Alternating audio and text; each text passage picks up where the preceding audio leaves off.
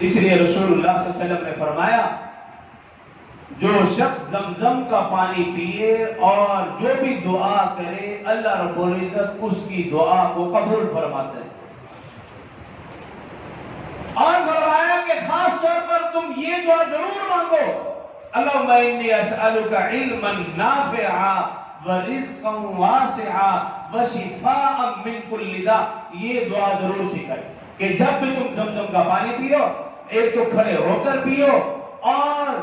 جب وہاں پر ہو تو آپ جتنا پانی پی سکتے ہو پیو، اس پانی کا نقصان نہیں ہے، باقی پانی آپ حد سے زیادہ پیئیں گے وہ نقصان ہے۔ فرمایا جتنا بھی پیو گے حلق تک بھی آ جائے اس کا نقصان نہیں، لیکن ساتھ ساتھ یہ دعا پڑھتے رہو، اللہم انی اسألک علما نافعا ورزقا واسعا وشفاء من کل داء۔ اور پھر رسول اللہ صلی اللہ علیہ وسلم نے فرمایا